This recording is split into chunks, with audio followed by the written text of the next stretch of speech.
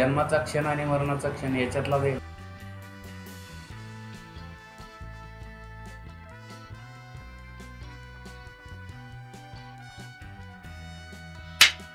नमस्कार, मी विशाल सोनवणे आणि आज माझ्यासोबत आहे डॉक्टर, प्राध्यापक, साहित्यिक, व्याख्याते असे असणारे सर्व गुण त्यांच्याकडे असलेले व प्राध्यापक म्हणून ते आता सध्या कार्यरत आहे, व्याख्याते म्हणून देखील ते वेगवेगळ्या ठिकाणी आपलं व्याख्यान करत असतात, असे असणारे डॉक्टर संजयजी गायकवाड सर माझ्यासोबत आहे. आणि आज आपण सरांकडनं कसे घडतात व्याख्याते या विषयावरती काही त्यांच्याकडनं मार्गदर्शन घेणार आहे व त्यांनी या व्याख्यात्याला कधी सुरुवात केली याबाबत देखील सरांकडनं आपण वेगवेगळ्या प्रश्नांवरती चर्चा आज करणार आहे. सर नमस्कार. सस्नेह नमस्कार. सर मला सुरुवातीला हा एक भाग सांगा की तुम्ही व्याख्याते म्हणून कधी सुरुवात केली व व्याख्याते म्हणून सुरुवात ज्यावेळी तुम्ही केली त्यावेळी नेमका कशा पद्धतीचा काळ. या प्रश्नाच्या उत्तरामध्ये मी एक नामोल्लेख करणे या ठिकाणी महत्त्वाचं समजतो. डॉक्टर श्रीकांत जिचकार हे एक असं नाव आहे की ज्यांना सर्वाधिक शिकलेले भारतीय असं लिम्का बुक ऑफ वर्ल्ड रेकॉर्डमध्ये नोंदवलं गेलेलं आहे. म्हणजे सर्वाधिक डिग्रीज त्यांच्याकडे आहेत. आणि मला आजही स्मरतं की जेव्हा सुशीलकुमार शिंदे हे महाराष्ट्र राज्याचे मुख्यमंत्री होते तेव्हा chief ministers career guidance scheme what is after 10th and 12th अशा प्रकारची एक योजना राबवली होती. आणि त्या योजनेअंतर्गत संबंध महाराष्ट्रात जे 6 मुख्यालये आहेत त्या 6 मुख्यालयांच्या ठिकाणी श्रीकांत जिचकार यांचं व्याख्यान होतं. 10वी 12वी नंतर पुढे काय. आणि त्या व्याख्यानासाठी मी गेलो होतो. अर्थात तो मार्गदर्शन सोहळा होता. पण मी जेव्हा गेलो तर कार्यक्रम 6 वाजता सुरू होणार होता. मी 5:30ला पोहोचलो. कोणी लोक त्या ठिकाणी दिसले नाही. पण जसजसा वेळ गेला त्या 6च्या अगोदर ते तुडुंब हाऊस भरलेलं होतं. आणि 2.5 तास फक्त डॉक्टर श्रीकांत जिचकार बोलत होते आणि पिन ड्रॉप सायलन्स त्या ठिकाणी बघा. म्हटलं काय जादू आहे. आणि मी पहिल्यांदा ते बघितलं की तो मागे कर्टन आहे, पडदा आहे, त्या पडद्यावरती ते पिक्चर आणि ते जे पिक्चर येईल, इमेज येईल, फोटो येईल त्याच्याविषयीचं वर्णन वगैरे मी पुरता भारावून गेलो. आणि त्यावेळेस मी संकल्प सोडला की नाही काही तरी मी ज्या भागात राहतो छत्रपती संभाजीनगरमधील कन्नड तालुक्यात, या कन्नड तालुका भौगोलिक दृष्टीने 3 विभागात विभाजित केलेला आहे. काळीभुई, घाटमाथा आणि खानदेश पट्टा. मी राहतो घाटमाथ्यावर. तर मी तेव्हा असा संकल्प केला की नाही काही तरी घाटमाथ्यावरचा किमान क्रमांक 1चा वक्ता व्हायचा.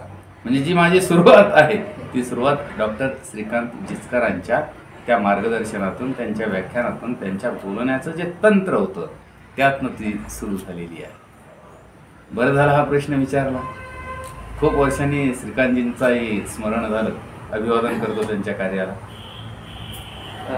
सर यातच तुम्ही जसं मला सांगितलं की तुम्ही एका व्याख्यात्याच्या व्याख्यानाला गेले आणि त्या ठिकाणी तुम्ही हा सगळा प्रवास तुमचा सुरू केला. अगदी. हा प्रवास सुरू करत असताना जी तुम्ही बेसिक लेवलची सुरुवात केली, तर मला सांगितलं की व्याख्यानातनं आपण तो सगळा सुरुवात भाग केला. पण बेसिक जी सुरुवात होती ती कशा पद्धतीची झाली त्याबाबत काय.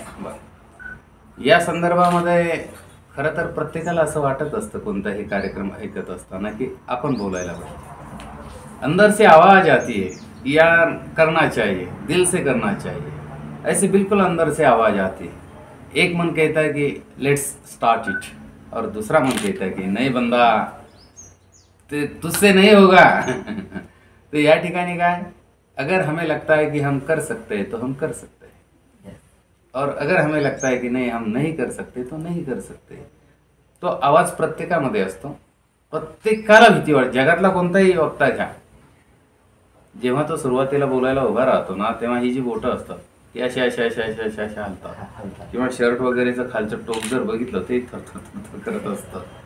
तर हे होत असतं. परंतु सातत्य जर ठेवलं आणि अभ्यासे प्रकट व्हावे या पद्धतीनं जर केलं तर ते शक्य होतं असा माझा अनुभव आहे आणि हाच माझा विश्वास आहे. तुम्ही वक्ते म्हणून घडले आहात, व्याख्याते म्हणून देखील आहात आणि साहित्यिक म्हणून देखील आहात. पण ही सगळी वक्ते घडत असताना वेगवेगळ्या ठिकाणी व्याख्यानाला जायचं, तर ते व्याख्यानाची नेमकी तयारी कशी करावी? म्हणजे मगाशी मी तुम्हाला एक प्रश्न विचारला की बेसिक स्ट्रक्चर काय होतं, आणि आता त्याच प्रश्नाला अनुषंगून हा प्रश्न की व्याख्यानाला जायचंय मला, पण तो नवीन व्याख्यात आहे, मग त्यांनी ती तयारी कशी करावी? नाही बरोबर. अभ्यास हे प्रकट व्हावे.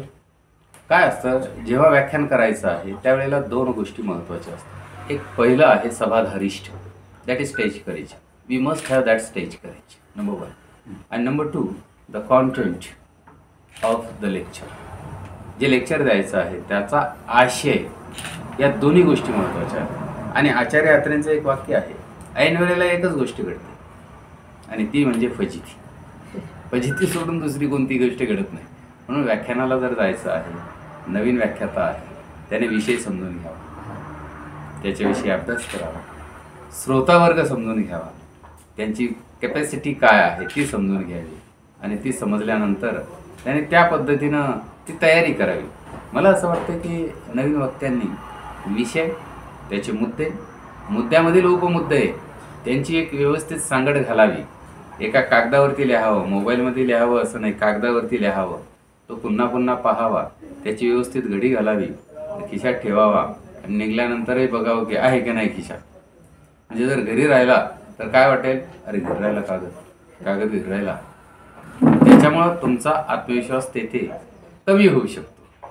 आणि म्हणून विषय, श्रोता, विषयाची व्याप्ती, विषयाचा अभ्यास, मुद्दे, उपमुद्दे याची योग्य सांगड जर नवीन वक्त्यांनी घातली तर मला असं वाटतं की आपण उचित ध्येयापर्यंत जाऊ शकतो. आणखी एक दुसरं वाक्य सांगेल मी, म्हणजे या महाराष्ट्र भूमीनं मराठी भाषेतला सर्वात शेवटचा सर्वमान्य असा कोणता वक्ता अनुभवला असेल तर ते वक्ते आहेत प्राचार्य शिवाजीराव भोसले. म्हणजे कोणताही विषय दिला तर तासनतास बोलत राहणार. म्हणजे सर्वदूर महाराष्ट्रामध्ये त्यांची व्याख्यानं झाली. आणि त्यांचा वक्तृत्वावरती एक पुस्तक आहे, कथा वैखरीची. त्यामध्ये ते असं लिहितात, जे मनोभावे आणि अभ्यासपूर्वक बोलत राहतात त्यांच्यावर वक्तृत्व लक्ष्मी प्रसन्न होते. म्हणजे मनोभावे बोलायचं आहे. आणि नंबर 2, अभ्यासपूर्वक बोलायचं आहे.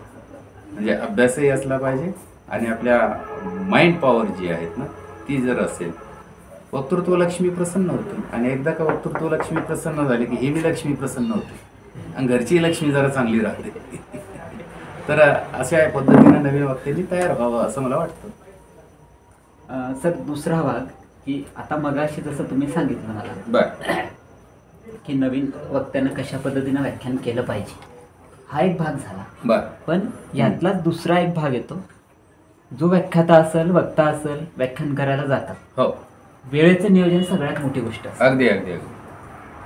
कधी कधी वक्ता बोलत असतो, हो, परंतु अचानक असा प्रसंग होतो की श्रोत्यांचं काय चालू आहे ते लक्षात येत नाही. होतं असं कधी कधी, तुम्हाला अनुभव असेल. अगदी अगदी अगदी. पण अशा वेळी वक्त्याने, व्याख्यात्याने कशा पद्धतीने त्या वेळेचं नियोजन करावं असं तुम्हाला वाटतं?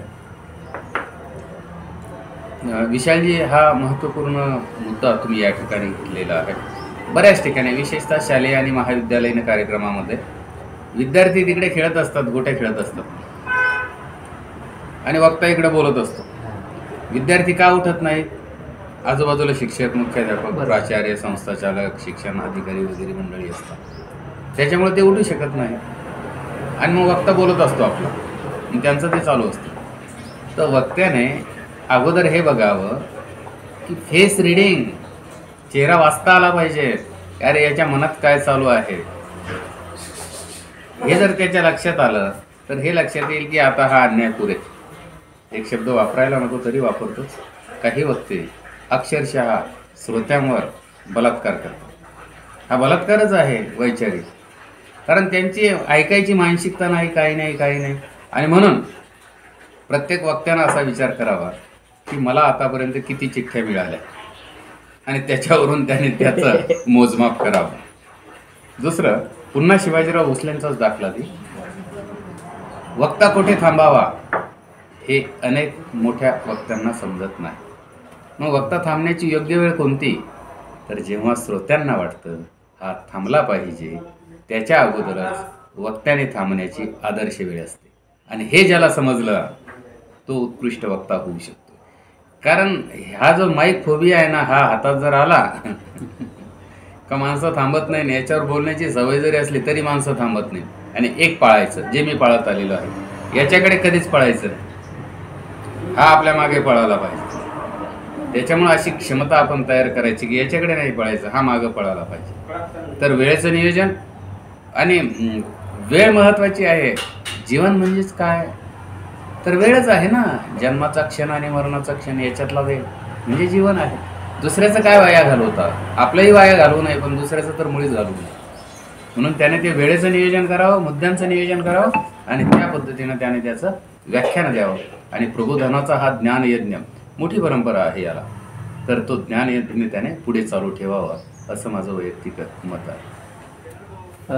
सर, आता हा झाला भाग, यामध्ये तुम्ही सांगितलं वेळेचं नियोजन वक्त्यानं कसं करावं. सगळ्यात महत्त्वाचा भाग तुम्ही मला त्यातला सांगितला की वक्त्यानं फेस रिडिंग करावं.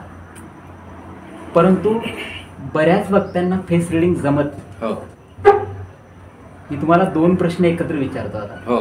वक्त्यानं फेस रिडिंग नेमकं कसं करावं हा एक भाग तुम्ही मला सांगा. आणि दुसरा एक भाग की अनेक ठिकाणी एखाद्या वेळी कोणीतरी वक्ते येणार आहे आणि मग त्यावेळी एखाद्या वक्त्याचं भाषण चालू आहे, व्याख्यात्याचं व्याख्यान चालू आहे, मग त्यांना चिठ्ठी मिळते. जसं तुम्ही मगाशी चिठ्ठीचा उल्लेख केला की चिठ्ठी मिळते, अजून 5 मिनिटं वाढवा. अशा वेळी श्रोत्यांना कसं गुंतवून हा एक भाग मला सांगा. आणि फेस रिडिंग कसं केल्या जातं तो एक भाग. फेस रिडिंग जे आहे तो कॉमन सेन्स आहे. आता मी विशालजींकडे पाहिलं तर विशालजी प्रसन्न दिसत आहेत मला, होय की नाही? तर हा याची काही व्याख्या वगैरे नाही, परंतु एक डोळ्यांची एक हालचाल असते, एक चेहरा असतो आणि हास्य असतं. मुलांच्या चेहऱ्यावरती कंटाळवाना दिसला चेहरा, असे पाहायला लागले, त्यांचे काही करायला लागले, तर लक्षात घ्यायचं की हे यांचं काही आपल्याकडे लक्ष नाही, म्हणजे यांच्या कानावरून जात आहे किंवा आपण जे देतोय त्याच्यात त्यांना बिलकुल इंटरेस्ट नाही. हे एकूणच देहबोलीचा मुद्दा निघाला म्हणून सांगतो की देहबोली जो आहे एकूण व्याख्यानामध्ये कोणत्याही वक्त्याने लक्षात ठेवावा असा नियम आहे. 55 + 38 + 7. तुम्ही श्रोते हो, प्रेक्षक हो, लक्षात ठेवा काय? 55 + 38 + 7. मग हे 55% काय आहे? तर 55% impact is there of our body language. आपल्या देहबोलीचा प्रभाव हा श्रोत्यांवरती 55% पडत असतो. What is 38? 38मध्ये काय आहे? तर आपले जे वर्ड्स आहेत त्याचे अप्स आणि डाऊन्स आहेत, ते इंटोनेशन आहे, टोन जो आहे, टोन तो कशा पद्धतीनं आहे त्याच्यावरती 38% इम्पॅक्ट असतो. आणि दुसरं महत्त्वाचं म्हणजे जे 7% आहेत ना, त्याचा आपण ज्या विविधता आहे शब्दांची त्याचा प्रभाव असतो. विशालजी, याचा अर्थ असा की 55% प्रभाव हा बॉडी लँग्वेजचा असतो. आणि बॉडी लँग्वेज जर ओके असेल तर अगोदर काय करता, एखादा बोलायला गेला, स्टेजवरती गेला पूर्ण सभागृह किंवा पूर्ण सभामंडळ त्याच्याकडं असा पाहतो की जसं काय हा दुसऱ्या ग्रहावरून आला काय. कारण सुरुवातीलाच लक्षात येतं श्रोत्यांच्या, अरे इसमें कितना दम है. ते कशावरनं? तर बॉडी लँग्वेजवरून. ती जर पॉवरफुल असेल म्हणजे 55% त्याच्या, मग बॉडी लँग्वेजमध्ये डोळे आहेत, आपलं स्माईल आहे, चेहरा आहे, याच्यावरती हजारो कंपन आपल्या चेहऱ्यावरती असतात, ते आहे, हातवारे वगैरे आहेत. विशेषतः या हातांचं करायचं काय हा फार मोठा प्रश्न पडतो. मग कुणी खिशात घालतं, कुणी मग बटन घेते एखादं, त्याची चोळचाळ चालू राहतं, कुणी इकडे तिकडे करतं, कोणी मध्ये बोट घालू शकतं. हातांचं करायचं काय म्हणजे हा बॉडी लँग्वेजचा प्रश्न आहे. तर 55 + 38 + 7 is the master rule as far as to deliver the lectures. प्रश्न विचारला होता तुम्ही की काय होता? हा, एखादी चिठ्ठी आली 5 मिनिटे वाढवा. मला असं वाटतं 5 मिनिटे वाढवा अशी चिठ्ठी 1% ठिकाणी पण येत नाही. चिठ्ठी येते की बंद करा अशा चिठ्ठ्या असतात. परंतु एखाद्या ठिकाणी होऊ शकतं ना. मला आला एका ठिकाणी प्रसंग, बरं कुठे आला? अंत्यविधीच्या ठिकाणी. वाढवा म्हणाय नगराध्यक्ष साहेब येत आहेत म्हणे वाढवा, म्हणे जेवढं वाढवायचं तेवढं वाढव. तर अशा वेळेला हजरजबाबीपणा ठेवून आपल्याकडे जर आशय भरपूर असेल, विपुल विपुल प्रमाणात जर आशय असेल, तर ती वेळ मारून नेता येते. आणि always remember, which one is the biggest computer in the world? Our mind, our brain is the largest computer in the world. याची जी क्षमता आहे ना, ती अनलिमिटेड आहे, अनलिमिटेड, अमर्याद आहे. आणि तो जर तल्लक असेल तर 5 मिनिटे नाही, भरपूर वेळ आपण त्या ठिकाणी काढू शकतो. आणि अचानक जसा नाईट वॉचमन येतो क्रिकेटच्या मॅचमध्ये, त्या पद्धतीनं आपण ती पारी यशस्वी करू शकतो. आणि मॅन ऑफ द मॅच म्हणजे मॅन ऑफ द विनर आपण ठरू शकतो. येस सर, गरम तुम्ही दुसरा भाग मला सांगितला आता हा, हां. पण यातच परत एक दुसरा भाग आहे की वेगवेगळ्या ठिकाणी व्याख्याते जेव्हा जातात, तर काही व्याख्यातांच्या ज्या भाषा असतात बोलण्याच्या, हो. त्या खूप वेगवेगळ्या पद्धतीच्या असतात. या भाषेवर काही नियंत्रण असतं का हां. व्याख्यान करत असताना? किंवा शब्दांची काही मर्यादा असते का? हे शब्द वापरले पाहिजे, ती शब्द वापरले पाहिजे, असा काही भाग त्यामध्ये येतो. याबाबत तुम्ही काय सांगा? शब्द विशिष्टच वापरायला पाहिजे असं नाही, परंतु प्रमाण भाषा जी आहे त्या प्रमाण भाषेमध्ये जास्तीत जास्त आपण कथन केलं पाहिजे. आता 10 मैलांवरती भाषा बदलते असं म्हटलं जातं, आणि ती बदलतेही, परंतु एक विशिष्ट प्रमाण भाषा आहेच ना. तर त्या प्रमाण भाषेमध्ये जास्तीत जास्त व्यक्त झालं पाहिजे. आणि भाषाप्रभू कुणाला म्हणणार, तर ज्याची जास्तीत जास्त शब्दावरती पकड आहे त्याला भाषाप्रभू असं म्हटलं जातं. मी कालच इंग्लिशमध्ये शशी थरूर यांची एक क्लिप बघितली, आणि Shashi Tharoor is called as unofficial teacher of the entire country. म्हणजे सबंध भारताचा इंग्रजीचा शिक्षक. शिक्षक म्हणजे मोठी कन्सेप्ट आहे ना. म्हणजे शशी थरूर होय, डॉक्टर शशी थरूर. तर त्यांनी असं सांगितलं की if we read the same word in 3 different books with 3 different contexts we can understand the meaning of that book. त्यांनी सांगितलं, मैं कभी I never listened speeches on mobile, on computer, परंतु मी वाचत गेलो आणि तीही शब्द वेगळ्या पुस्तकात सापडले, वेगळ्या संदर्भाने सापडले की तो शब्द माझा होऊन जातो. अशा पद्धतीनं जे बोलणारे आहेत ना, किंवा शिक्षकाला तर आहेत बोलावं लागतं. आणि मी तर म्हणतो व्यवसाय कोणताही असेल बोलावंच लागतं. आणि जो बोलतो ना, तर तो प्रभावी ठरत असतो. त्याच्यामुळे हे जे शब्द आहेत ना, ती आम्हा घरी धन शब्दांची रत्ने, शब्दांची शस्त्रे यत्ने करू, शब्दची आमुच्या जीवाचे जीवन, शब्द वाटू धन जन लोका, तुका म्हणे पहा शब्दची हा देव, शब्दची गौरव पूजा करू. जगद्गुरू तुकाराम महाराज म्हणतात, आम्हा घरी धन जे आहे ते शब्दच आहेत, शब्दच रत्न आहेत, आणि शब्दांचीच पूजा करू असं ते म्हणतात. शब्दांवरती प्रेम करा, म्हणजे खऱ्या अर्थानं तुम्ही एक प्रेमळ माणूस आणि त्यातनं एक प्रेमळ आणि नावाजलेला वक्ता निर्माण होऊ शकतो, असा माझा दृढ विश्वास आहे. Thank you sir. आता एक भाग तुम्हाला मी वैयक्तिक विचारतो की तुम्ही वेगवेगळ्या ठिकाणी व्याख्यानाला जाता. हो. व्याख्यानाला गेल्यानंतर, जाताना किंवा गेल्यानंतर एखाद्या ठिकाणी अचानक एखादी अडचण उद्भवते. तुमचं व्याख्यान चालू आहे, व्याख्यान चालू असताना ती अडचण उद्भवू शकते. म्हणजे व्याख्यानादरम्यान येणाऱ्या अडचणींना नेमकं कसं सामोरं जातात, हा भाग कसा सांगा? बरं, याच्यामध्ये प्रेझेन्स ऑफ माइंड, हजरजबाबीपणा हा खूप महत्त्वाचा आहे. मी तुम्हाला अगोदर सांगितलं की या जगातला सर्वात मोठा संगणक कोणता असेल तर तो आपला मेंदू आहे. कारण या मेंदूची क्षमता अशी आहे की पूर्ण जग जे आहे ते डिस्ट्रक्ट करू शकतं, आणि डिस्ट्रक्ट केलेलं जग पुन्हा ते कन्स्ट्रक्ट करू शकतो. एकदा एका ठिकाणी अल्बर्ट आइन्स्टाईन व्याख्यानाला गेले, आणि अनेक ठिकाणी ते व्याख्यानं करत होते. त्यांचा घोडागाडीवाला त्यांच्या सोबत असायचा, सदैव सोबत असायचा. त्या घोडागाडीवाल्यानं बघितलं की अल्बर्ट आइन्स्टाईन ऑलमोस्ट तेच भाषण करतायत. मग तो एकदा आइन्स्टाईनला म्हणाला की तुम्ही जे बोलतात ना ते मी पण बोलू शकतो. आइन्स्टाईन म्हणाले असं? म्हणे हो. म्हणजे चला आपण करूया प्रयोग. त्यावेळेला प्रचार प्रसार माध्यमांनी जरा कमी होती. आइन्स्टाईनला विशेषतः कोणी बघितलेलं नव्हतं. दुसरं एक निमंत्रण आलं, दुसऱ्या ठिकाणी जायचं ठरलं. दोघांनी पोशाखांची अदलाबदल केली. ड्रायव्हर झाला आइन्स्टाईन आणि आइन्स्टाईन झाला ड्रायव्हर. आणि तो ड्रायव्हर आइन्स्टाईन म्हणून बसला विचारमंचावरती. हार तुरे सत्कार वगैरे झाले. नंतर त्याची वेळ आली आणि उभा राहिला. त्याचं भाषण पाठ होतं, सभाधारिष्ट चांगलं होतं, डेअरिंग चांगली होती, स्टेज डेअरिंग, आणि ठोकून दिलं पठ्ठ्यानं भाषण.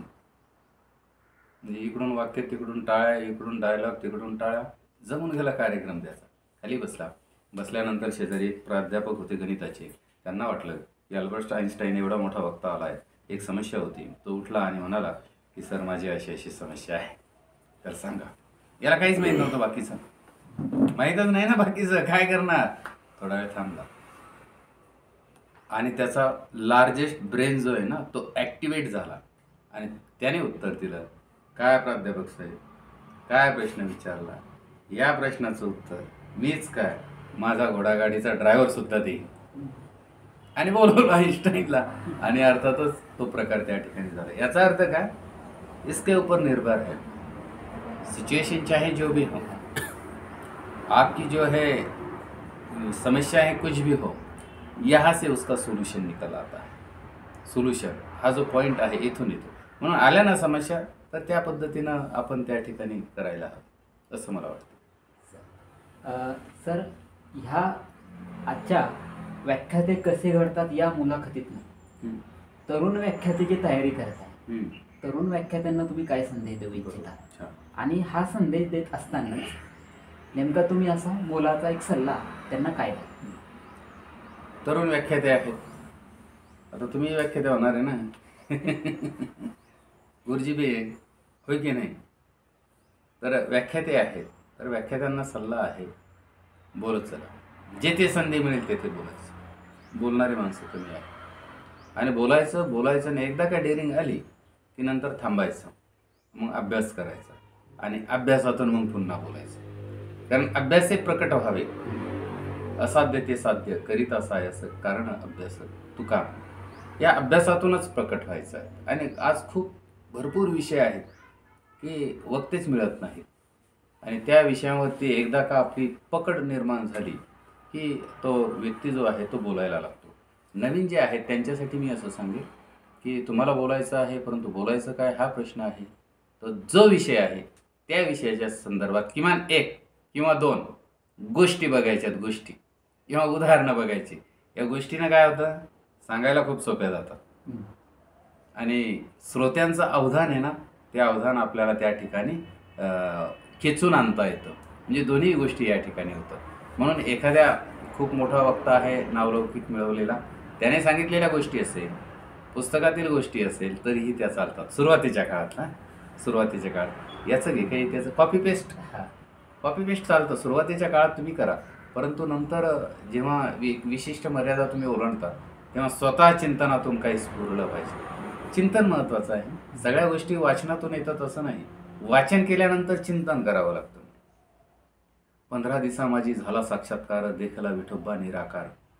म्हणजे 15 दिवसात झाला ना संत तुकारामांना साक्षात्कार. इथून ओव्या ज्या आल्या ज्ञानेश्वरीतल्या ओव्या, तर त्या ओव्या ज्या आल्या त्या कुठून आल्या? किंवा तथागतांचे पंचशील, त्रिशरण किंवा अष्टांग मार्गम, पानातिपाता वैरमणी सिक्कापदं समाधी आम्ही, कुठून आलं ते? तर ते आतून आलंय ना, आतून आलं, आतून. त्याच्यामुळं या नवोदित वक्त्यांनी वाचलं पाहिजे, त्याच्यावरती बोललं पाहिजे. बोलताना त्याच्यामध्ये काही उदाहरणांचा आणि गोष्टींचा भरणा केला पाहिजे आणि त्याच्यावरती चिंतन केलं पाहिजे. तर एक मोठी संधी त्यांनाही आहे, समाजालाही आहे, एक मोठी दरी आहे, तर ती या माध्यमातून पूर्ण होऊ शकते असं मला वाटतं. यस विशालजी. सर, आता जसा मी तुम्हाला प्रश्न विचारला होता की नवव्याख्यात्या संदर्भात, यातच माझा दुसरा प्रश्न आणि तो सर्वांसाठी असेल. तो प्रश्न कसा की या प्रत्येक विद्यार्थ्यांनी व्याख्याता बनावं, वक्ता बनावं, यासाठी शाळा पातळीवर काही योजना राबवल्या जाऊ शकता का तुमच्या संकल्पनेत? शासन राबवतो तो भाग वेगळा, पण बेसिक लेवलला जेव्हा एक शिक्षक काम करतो, मग ते शिक्षक काम करत असताना विद्यार्थ्याकडं काय अपेक्षित, विद्यार्थ्याला काय अपेक्षित हे शिक्षकाला माहिती असतं. तुम्ही प्राध्यापक आहात, तुम्ही शाळेमध्ये जातात, नेमकं ह्या बेसिक लेवलला शाळेंनी कशी तयारी करावी जेणेकरून विद्यार्थी शाळेत असताना व्याख्याते होऊ शकतात, याबाबत तुम्ही काय सांगा? तर खऱ्या अर्थानं नवीन काही योजना द्यावी याची गरजच नाही. ऑलरेडी जेवढ्या जयंत्या आणि मयंत्या शाळा महाविद्यालयामध्ये साजऱ्या केल्या जातात त्या व्यवस्थित साजऱ्या व्हाव्यात. शाळेचं ग्रंथालय समृद्ध असावं. ग्रंथालय आता छत्रपती शिवाजी महाराजांचा फोटो दिसतोय मला, तर छत्रपती शिवाजी महाराजांची जयंती आहे, तर विशिष्ट विद्यार्थ्यांना त्यावरती पुस्तके द्यावीत आणि त्यांची एक भाषण स्पर्धा तेथे घ्यावी. हेच विद्यार्थी कुठे डॉक्टर बाबासाहेब आंबेडकर जयंती आहे 14 एप्रिलची किंवा 11 एप्रिलची क्रांतीसूर्य महात्मा ज्योतिराव फुलेंची जयंती आहे, तर हेच विद्यार्थी तिथे रिपीट करू नये. आणखी दुसऱ्यांना संधी द्या आणि प्रेरणा द्या. आणि माझा असा विश्वास आहे की टीचर जो आहे, teacher is the highest academic office. शिक्षक हे सर्वोच्च शैक्षणिक कार्यालय आहे, म्हणजे ते विद्यापीठच आहे. आणि त्या शिक्षकांना अशा विद्यार्थ्यांना प्रेरणा जर दिली तर त्यातनं मी बी एडला असताना माझे एक आदर्श गुरु होते डॉक्टर HK गुरव. त्यांनी मला शेवटचा ऑटोग्राफ दिला होता. तो ऑटोग्राफ असा होता, टीच लिस्ट LEAST, कमीत कमी शिकवा आणि इन्स्पायर मोस्ट, आणि जास्तीत जास्त प्रेरित करा. ते प्रेरणा देण्याचं काम म्हणजे ते इन्स्पिरेशन, स्टिम्युलेशन किंवा एनकरेजमेंट जे आहे, इट मॅटर्स मोस्ट. आणि प्रत्येक शिक्षकांना हे आहेत ना. आणि काही शाळा फार दर्जेदारपणे राबवतात, काही शिक्षकसुद्धा खूप दर्जेदारपणे राबवतात, पण बऱ्याच शाळा याला अपवाद आहेत. त्या शाळांनी याच्यामध्ये सहभागी व्हावं आणि एक वेगळा आनंद मिळतो. आपल्याला 20% आहे, 40% आहे का 0%, त्याचं त्या विद्यार्थ्यांना काही देणं घेणं नसतं की नाही. त्याच्यामुळं आपल्या समस्या शिक्षकांनी आपल्या वर्गाच्या बाहेर ठेवाव्या, दरवाजाच्या बाहेर, आणि मध्ये जाताना एक शिक्षक म्हणून बिलकुल अगदी मस्ती करायची त्याच्यामध्ये. शिक्षणाचा जो महासागर आहे त्याच्यात तुडुंब स्नान, अभ्यंग स्नान त्याने करावं असं मला वाटतं. आणि यातून बऱ्यापैकी शाळेतनं वक्ते तयार होणार नाही, बालवक्ते तयार होतील, आणि पुढे गोडी लागली ना तर तो विद्यार्थी खरोखर मोठा होतो.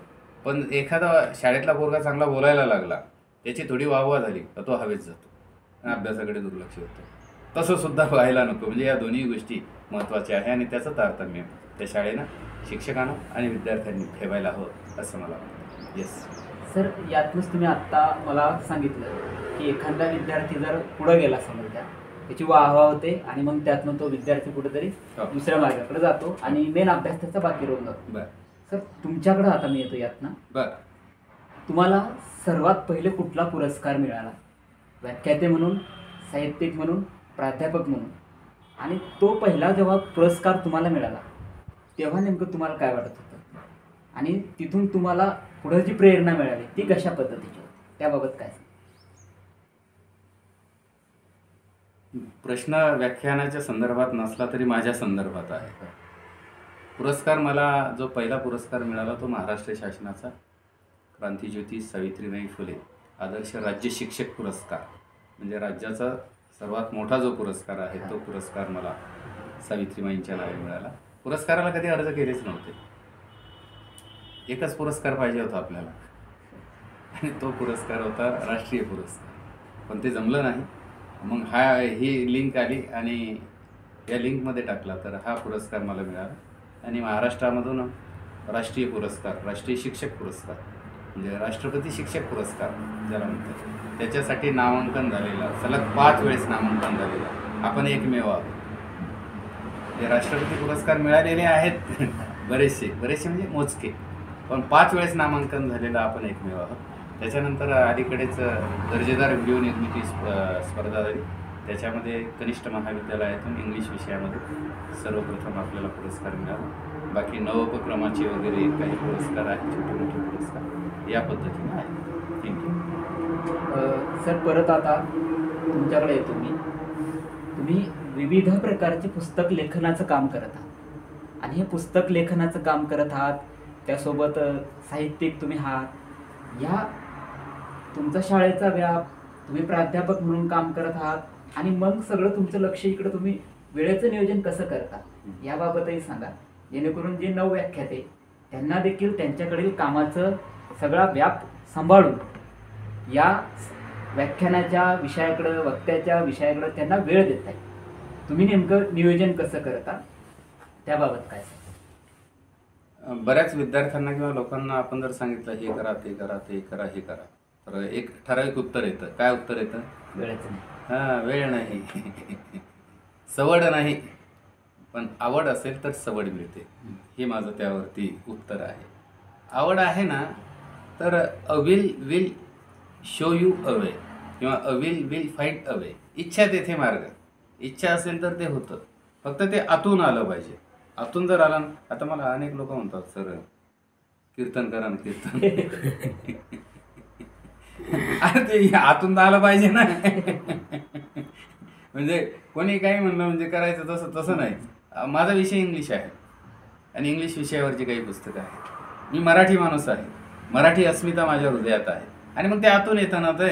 मग जी महामानव आहेत, मग काही रेफरन्स आला तर रेफरन्स आला म्हणजे तो विषय येतो त्या ठिकाणी. आणि आमचं काय, पुन्हा शिवाजीराव भोसलेंचं वाक्यावरती मी जातो. त्यांचं म्हणणं होतं, त्यांना विचारलं होतं एकदा की सर पुढचा जन्म जर मिळाला तर काय म्हणून तुम्ही जन्म घ्याल. तर ते म्हणाले होते, पुढचा जन्म मिळाला आणि तो माझ्या इच्छेने मिळाला तर मी पुन्हा प्राध्यापक होणेच पसंत करेन. का तर प्राध्यापकांना, प्राध्यापक म्हणजे शिक्षकही म्हणू शकतो, एक अढळ व्यासपीठ मिळतं, एक हक्काचं व्यासपीठ मिळतं आणि ऐकणारा श्रोता असतो.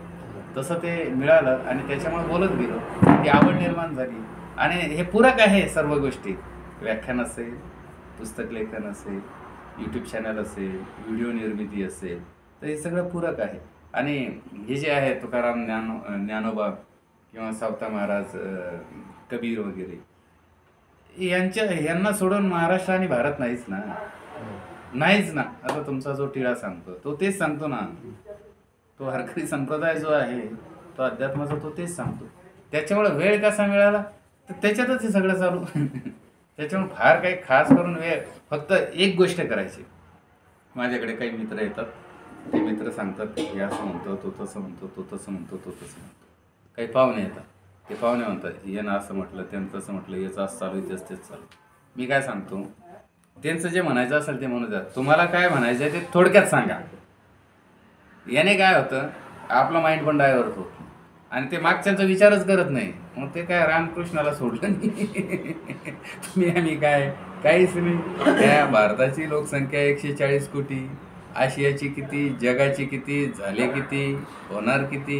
गाडगेबाबा म्हणतात ना एका कीर्तनामध्ये, त्यांना सांगितलं की बाबा बाबा तुमचा गोविंदा, त्याला कुत्रा चावला आणि तो गेला.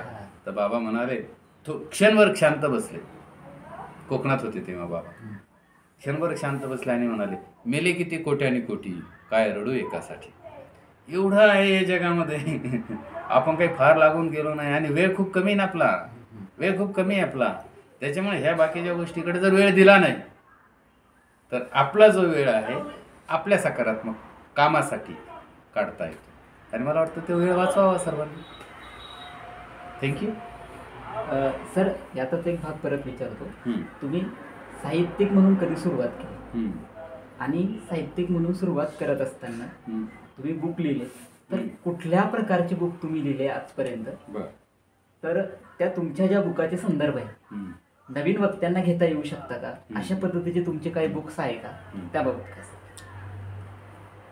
खरं तर अगोदर बोलायला लागलो आणि बोलता बोलता लक्षात आलं की अरे हे आवडतंय, ते आवडतंय, ते आवडतंय पोरांना. ते पिन ड्रॉप सायलन्स आहे. आणि मग पहिलं पुस्तक लिहिलं सारथी यशाची. म्हणजे पर्सनॅलिटी, शालेय आणि महाविद्यालयीन विद्यार्थ्यांच्या संदर्भामध्ये त्यांची पर्सनॅलिटी ब्लूम होईल यासाठी ते पुस्तक लिहिलं सारथी यशाचे. तर त्याच्यामध्ये 33 गुण लिहिले. पर्सनॅलिटी महत्त्वाची आहे, व्यक्तिमत्व, आणि ते व्यक्तिमत्व सुधारण्यासाठीचे 33 गुण त्याच्यामध्ये आहेत. त्याची 5वी आवृत्ती आता आहे. याच्यासोबतच लेट्स रीड इंग्लिश, पोरांना इंग्लिश वाचता येत नाही म्हणून लेट्स रीड इंग्लिश हे पुस्तक लिहिलं. त्याच्यानंतर माझं जे PhD झालं त्या PhDच्या संदर्भात एक पुस्तक लिहिलेलं आहे, point of view in the selected novels of विश्वंसी. त्याच्यानंतर जे पुस्तक आहे स्वराज्य सारथी जिजाऊ, शहाजी महाराज, संभाजी महाराज, अब्राहम लिंकन, निवडक प्रबोधनकार. आणि आता महाराष्ट्र शासनाने जी पुस्तकं बोलावली त्याच्यामध्ये क्रमांक 1ला आपल्या पुस्तकाची ज्युनियर कॉलेजमधून निवड झाली. त्या पुस्तकाचं नाव आहे Lincoln's legacy, courage, character and change. ते आलं नाही परंतु येईल. आणि काही पुस्तकं ही पुण्याच्या प्रकाशनातर्फे आहे. आणि आता परत आणखी 2 पुस्तके आपल्या संभाजीनगरचं साकेत प्रकाशन आहे त्यांच्यामार्फत सुद्धा येणार आहे. म्हणजे एकदा लिहितं होत गेलं ना तर येत जातं. काही ऐतिहासिक आहेत, काही प्रेरणादायी अशा प्रकारची पुस्तकांचं लेखन मी या ठिकाणी केलेलं आहे.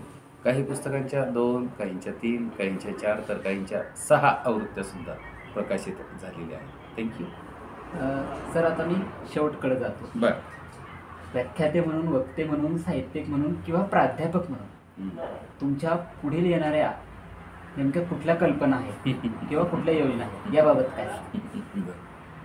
योजना आहेत, बऱ्याचशा आहेत. परंतु मी काय करत असतो, एक काम घेतलं तिथे काम फायनल करतो आणि लगेच पुढे जातो. माझ्याकडच्या योजना ज्या आहेत ना त्या इंग्लिशच्या संदर्भात काही योजना आहेत. पुस्तके पण आहेत. जसं मी जिजाऊ आणि शहाजी महाराज हे शिवरायांच्या आईवडिलांना लिहिलं, पती पत्नींना लिहिलं. तसे आणखी 2 पती पत्नी आहेत. एक आहे भीमराव रामजी आंबेडकर आणि रमाई आंबेडकर, हे एक जोडपं आहे. म्हणजे माझ्या भावी योजना आहेत त्या. आणि दुसरे आहेत महात्मा ज्योतिराव फुले आणि सावित्रीबाई ज्योतिराव फुले. यांचा कुठेतरी आपण कर्जदार आहोत असं मला मनातून वाटतं. आणि पुढच्या मी बोललेलो हे आहे आमच्या प्रकाशकांशी की ही जी 4 पुस्तकं आहेत ही महत्त्वाची आहेत. आणि जे लिहिलेले आहेत ते काही पुस्तकं हिंदी आणि काही पुस्तकं इंग्लिशमध्ये रूपांतरित करायची आहेत. तर ही योजना आहे. आणि इंग्लिशच्या संदर्भामध्ये 2 योजना आहेत. एक रीडिंगचा कोर्स, ऑनलाईन कोर्स उपलब्ध करायचा आणि एक स्पीकिंगचा ऑनलाईन कोर्स उपलब्ध करायचा. कारण नवीन जी जनरेशन आहे पुस्तकावरती प्रेम करणारा एक वर्ग आहे, नाही असं नाही. परंतु नवीन जनरेशनला जरा ह्या मोबाईलमध्ये जास्त इंटरेस्ट आहे. आणि त्याच्यामुळं हे जे 2 कोर्सेस आहेत साधारणतः या 2, 4, 6 महिने 2025मध्ये हे दोन्ही कोर्स माझे टप्प्याटप्प्यानं येतील. आणि त्यातनं एक चांगल्या प्रकारचं एक रीडिंग आणि स्पीकिंग फक्त मराठी विद्यार्थ्यांसाठी, फोकस जो आहे महाराष्ट्रीयन मराठी विद्यार्थ्यांसाठी आहे आणि तो होईल. हा माझे पुढचे नजीकच्या भविष्यकाळातील काही संकल्प आहे. थँक्यू. सर आता शेवटचा प्रश्न मी तुम्हाला विचारतो आणि तो तुमच्या संदर्भातला, सर्वांच्या व्याख्यात्यांच्या संदर्भातला. व्याख्यात्यांची नागरिकांना गरज आहे की नागरिकांना व्याख्यात्याची गरज आहे? बरं. याबाबत तुम्ही काय सांगा? दोघांनाही एकमेकांची गरज आहे आणि समस्त समाजाला दोघांची गरज आहे. कारण काय आहे की वक्ता नसेल तर श्रोत्यांना समजणार काय, लोकांना समजणार काय, प्रबोधन होणार कसं? आता तुम्ही जर बघितलं स्वातंत्र्य संग्राम, तर स्वातंत्र्य संग्रामाच्या वेळेसची जी मोठमोठ्या नेत्यांची जी भाषणं होती त्याला समुदाय यायचा ना, समुदाय यायचा. म्हणजे समुदायाला वक्त्यांची गरज. आणि वक्ता असेल आणि समोर कोणीच नसेल तर काय उपयोग? समाजही पाहिजे ना त्याचे. मग समाजाला गरज म्हणजे राष्ट्राला गरज. अशा पद्धतीनं दोघांची एकमेकांना गरज आहे, पूरक ते आहेत. आणि त्यातनं हा जो प्रबोधनाचा ज्ञान यज्ञ आहे तो असा पुढे पुढे पुढे जाणार आहे. म्हणजे खरं तर माणसाचं सर्वात महत्त्वाचं वैशिष्ट्य काय, तर तो समाजशील प्राणी आहे आणि तो आचारांचं आणि विचारांचं आदान प्रदान करतो. आदान प्रदान करताना सुद्धा जेव्हा एखादा व्यक्ती चांगल्या पद्धतीनं संभाषण साधत असेल तोही वक्ताच असतो. बैठक बसलेली साखरपुड्याची, झालेलं आहे काय? नाही. मग आता कल्पना करू आपण. बसले तर बसल्यानंतर सगळे शांत थोडे बसणार. कुणाला तरी तुम्ही सांगून द्यायचं आपलं काय काय म्हणणं आहे, काय काय नाही. आणि मग तोच त्या बैठकीतला वक्ता. ऐकले तर योग्य माणसालाच तुम्ही सांगणार ना. त्याच्यामुळे त्याची गरज इतरांना आणि इतरांनाही त्याची गरज आहे, त्याला इतरांची गरज आहे. अशा पद्धतीने वक्ता म्हणजे नुसतं उठून उभा राहायला बोलतोय असं नाही. आपलं क्षेत्र कोणतंही असो, एक स्किल असं आहे, कौशल्य असं आहे ज्याच्याशिवाय कोणीच पुढे जाऊ शकत नाही. ते आहे संवाद कौशल्य. आणि संवाद कौशल्य हा कोणत्याही वक्त्याचा किंवा कोणत्याही व्याख्यानाचा आत्मा असतो. त्याच्यामुळे संवाद कौशल्य महत्त्वाचं आहे. म्हणून दोघांना गरज आहे. संवाद कौशल्य शब्द निघाला म्हणून सांगतो की नवीन जो वक्ता असतो ना त्याने काय करायचं, डोळे जो आहे ना तो इकडे तिकडे घेऊन पळत असतो, आपल्या इकडे तिकडे. त्याला वाटतं मी कोणाकडे पाहत नाही, कोणी माझ्याकडे पाहू नये. तर त्याने अगोदर डोळ्यात डोळे टाकून बोलण्याची सवय केली पाहिजे, चेहऱ्यावरती हास्य वगैरे ठेवलं पाहिजे. तर दोघांना ही गरज आहे. जसं समाजाला आणि राष्ट्राला गरज आहे त्या पद्धतीने आहे. थँक्यू. सर परत एक शेवटचा प्रश्न मला आठवला मध्येच म्हणून तुम्हाला विचारतो. आता मगाशी तुम्ही मला वेगवेगळ्या पुस्तकांचे संदर्भ दिले, तुम्ही काही पुस्तकं लिहिले, परंतु आता ह्या बदलत्या डिजिटल काळानुसार व्याख्यात्यांनी पुस्तकं वाचणं गरजेचं आहे की वेगवेगळ्या पद्धतीचे डिजिटल जे व्याख्यानं त्यांच्याकडे येत असतात, वेगवेगळ्या पद्धतीचे व्याख्यानं डिजिटल स्वरूपामध्ये क्लिप येत असतात छोट्या मोठ्या. मग नेमकं यांनी पुस्तकातूनच अभ्यास करावा की ऑनलाईन संदर्भ घेऊन अभ्यास करावा, याबाबत तुम्ही काय सांगाल? जेणेकरून आताची जी पिढी सर, ह्या पिढीला खऱ्या अर्थानं कुठेतरी पाहायला गेलं तर पुस्तकांचा कुठेतरी कंटाळा येतो आणि पुस्तकांचा कंटाळा येत असताना या पिढीनं नेमका अभ्यास कसा करावा याबाबत काय सांगाल? मी असं म्हणणार नाही की केवळ पुस्तकीच वाचावी, किंवा असंही म्हणणार नाही की केवळ व्हिडिओज बघावेत, रील्स बघाव्यात, क्लिप्स बघाव्यात, असं नाही. पुस्तकंही वाचावेत, व्हिडिओजही बघावेत. आणि पुस्तक वाचनाला आणखी एक सशक्त पर्याय आहे, तो पॉडकास्टमध्ये ऑडिओ बुक्स चाललेलं आहे, कारमध्ये बसलेलं आहे, त्यावेळेला audio book is the better option, कारण इट सेव्हस टाईम. म्हणजे जो वेळ लागणार आहे त्या वेळेमध्ये हे पण काम होतं. म्हणून ज्याच्या त्याच्या आवडीवरती अवलंबून आहे. पण जेव्हा एखादा रेफरन्स द्यायचा असतो त्यावेळेला आपल्याकडे पुस्तकाची हार्ड कॉपी जर असेल, हार्ड कॉपी, आपण ते जर पुस्तक जर या ठिकाणी वाचलं तर आपण विशिष्ट आवडलेला भाग काय करू शकतो, अधोरेखित करू शकतो. आणि पुढच्या वेळेला पूर्ण पुस्तक वाचण्याची गरज नसते, तो फक्त तेवढा आपण त्या ठिकाणी केला, काय क्लिअर केला की हे होतं. आणि जे आहे पुस्तक आहेत ना, त्या पुस्तकाने काय होतं, एक फील येतो, फील. आता हे पुस्तक या ठिकाणी आहे, वपू मी माणूस शोधतो. आता हेच पुस्तक आपण जर मोबाईलवरती बघितलं तर बघू आपण, निघून जाईल ते. आणि हे हातात घेतलं ना, हातात ते आपलं वाटतं ना, होय की नाही.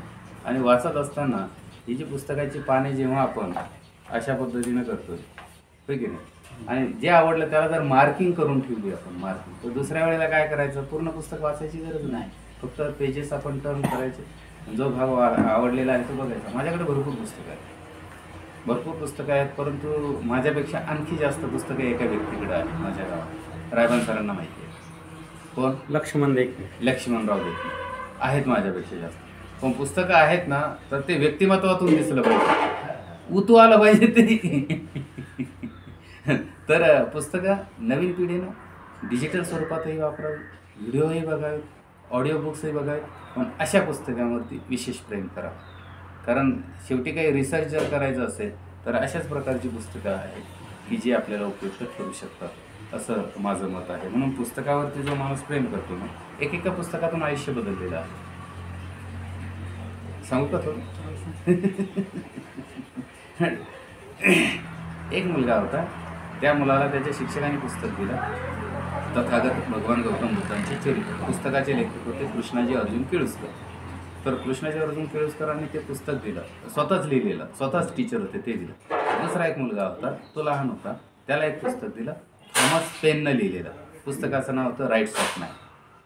पहिला जो मुलगा होता, ज्याला तथागत गौतम बुद्धांचं चरित्र दिलं, त्या एका पुस्तकानं इतका प्रभावित झाला की तो पोरगा पुढे संविधानकार, महामानव डॉक्टर बाबासाहेब आंबेडकर ठरले.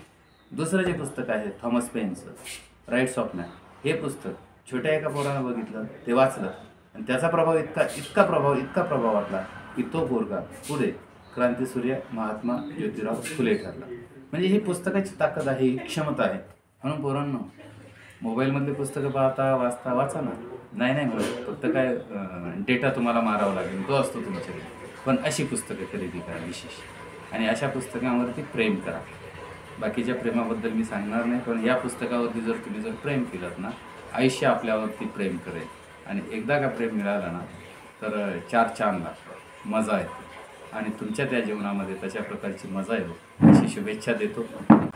आज माझ्यासोबत डॉक्टर संजयजी गायकवाड सर होते, आणि सरांनी उत्तम असं मार्गदर्शन आपल्याला या माझ्या चॅनलच्या माध्यमातून या मुलाखतीतनं आज केलं. विषय आमचा होता कसे घडतात व्याख्याते. सरांनी त्यांच्या जीवनातील काही अनुभव सांगितले, त्यानंतर व्याख्याते घडण्यासाठी नेमकी आपल्याला काय तयारी करावी लागते हा भाग, इथून तर व्याख्यातांनी वेळेचं नियोजन कसं करावं, कुठला संदर्भ त्यांनी वाचनासाठी घ्यावा, कुठले शब्द वापरावे, या सर्व बाबीची सविस्तर अशी माहिती या मुलाखतीमधनं आज आम्हाला दिली. त्याबद्दल सरांचे मनपूर्वक असे धन्यवाद. Thank you very much. थँक्यू.